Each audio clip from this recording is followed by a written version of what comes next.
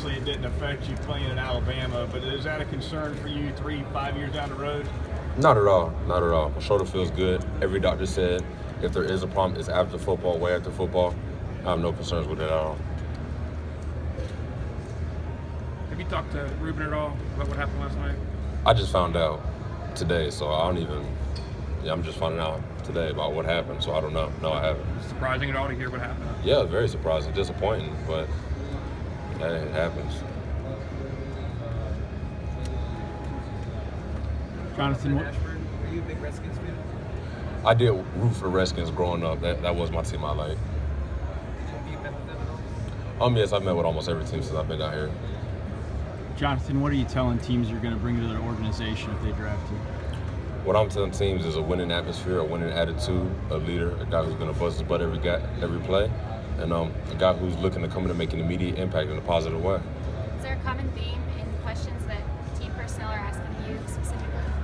I wouldn't say there's a common thing. Each team is trying to figure out their own, type of questions to ask me specifically. So there hasn't been a common thing that most teams are kind of sticking to. Before you made that Superman sack, it looked like it was a film study play, like you noticed it was going to be a pass. Is that part of your game, maybe something that gets overlooked, the fact that you are able to recognize those kind of things? It was definitely something that we've seen in the film room that whenever the tackles were set a certain way, it was 90, 80% pass. So something that I picked up and I recognized, but a lot of players do it. Almost every good player does it. So that's no secret right there. And you were indicating to your teammates it was going to be, you guys have a little... Yes, okay. yes. Jonathan, why would a guy at your position, who plays your position, possibly be worth maybe like the number 1 or number 2 pick in the draft? What would you bring to a team that would maybe make that worth it? Versatility. I can play effectively at a 6-tech, 9-tech, 2-wide, 3. I've been working on my drops. I can drop in the flat if needed. I can do a lot of things and play them all equally well for a team.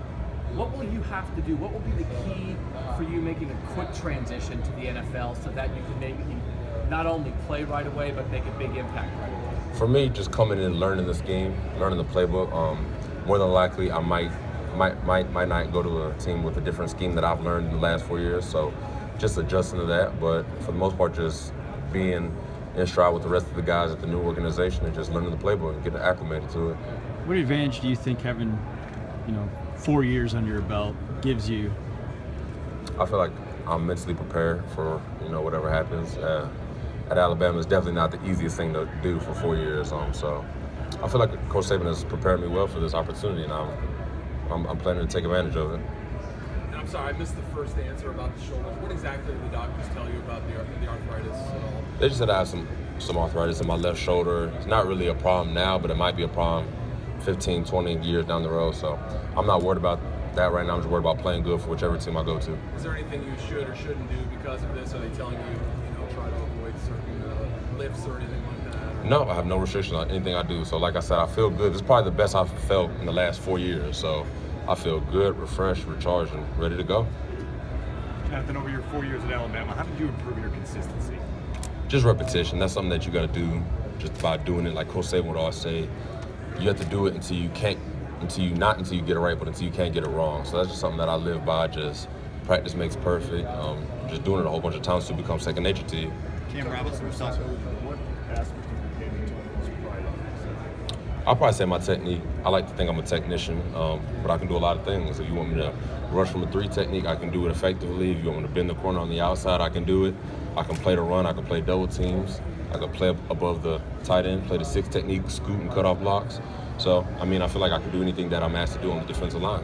Jonathan, obviously, if you go early in the draft, you go to a team that's not had a good run of late. So what is it about you and your approach to the game that you feel you can bring that winning culture to a team that doesn't have that? I always believe that for a team to be good, they have to have a winning atmosphere and a winning attitude in the locker room. So that's going to be the first thing I try to instill wherever I go, just through my work ethic, my preparation, my dedication to being excellent. So that's kind of things I'm going to try to focus on, just going in there, trying to, go under a vet where the guys have been there, soak as much as I can, and do anything to help the team out.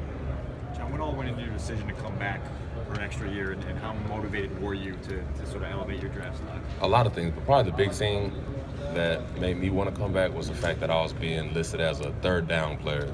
Not too many people consider me as an every down player, and that kind of bothered me. Put a kind of a chip on my shoulder, so I wanted to come back and prove that I can do both and do them effectively. Tim feel like you Williams answered came that back question? for pretty much the same reason. Did you have discussions with him about that same motivation? Not really. At the end of the day, it's every man's decision, for what's best for them and their family. Obviously, I told him I'd love to have you back, but you need to do what's best for you, and he told the same thing for me. So at the end, we all decided that would be best, and we came back and, took another shot at it. What is it about you that makes you so versatile and can play different spots on the line when maybe other guys aren't like that? You said what makes me so versatile? Why can you do that? Why can you move around like that? Just technique. Each position has a different technique. You're not going to play the 6 technique as the same as a 3 technique. And with my body type, it allows me to play up and down the line of scrimmage, and that's something I take great pride in. Jonathan, I know you're proud of your versatility, but what do you think you do best?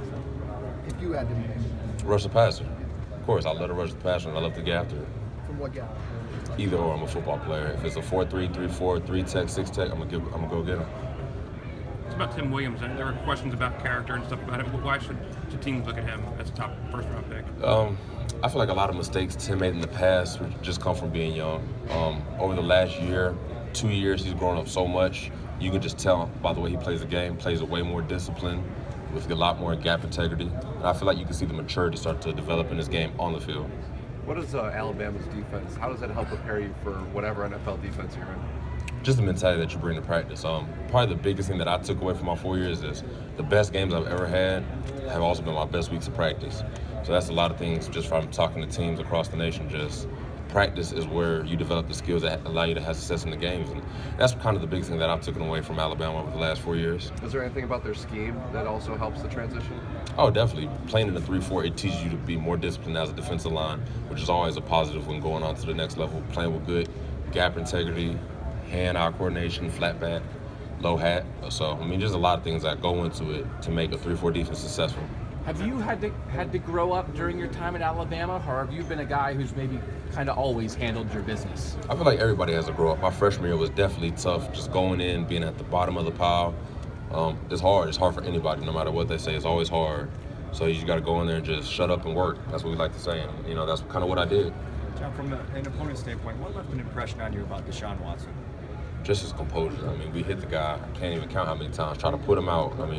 We were trying to crush him, and every time he just came back tougher. So just his competitiveness, best player I've ever played in college by far. What elevates him above everybody else you played? Just the mental aspect. A lot of guys we play from the quarterback position.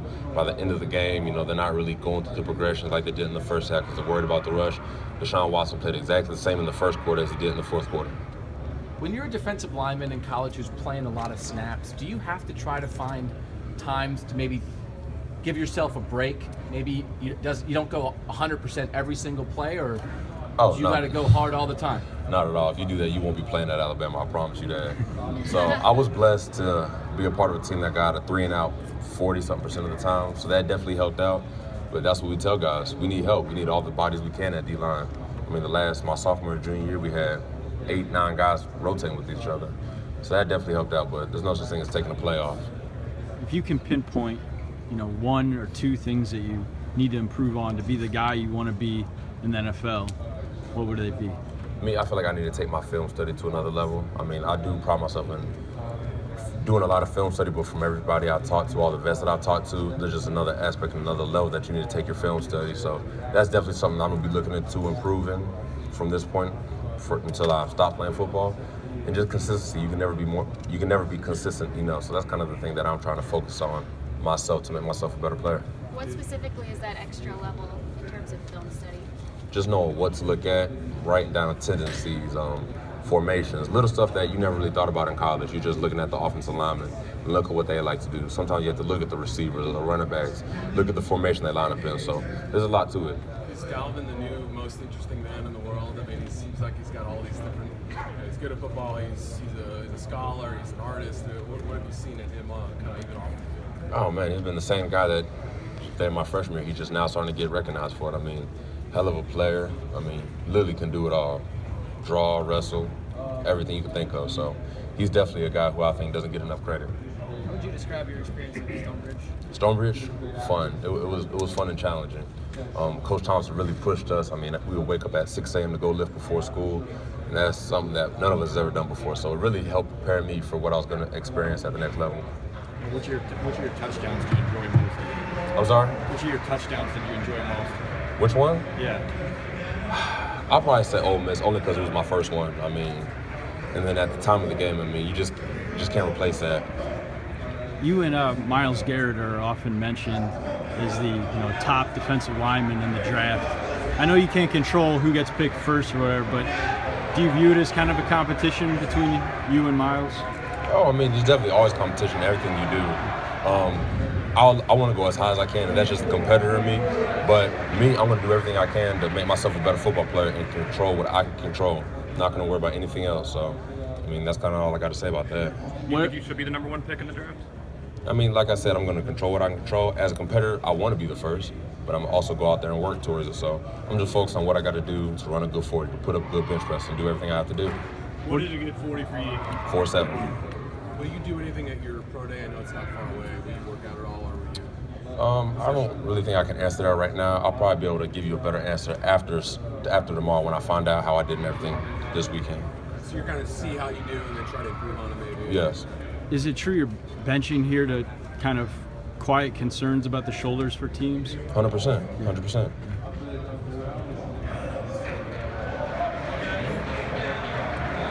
Thank you. Appreciate it, guys.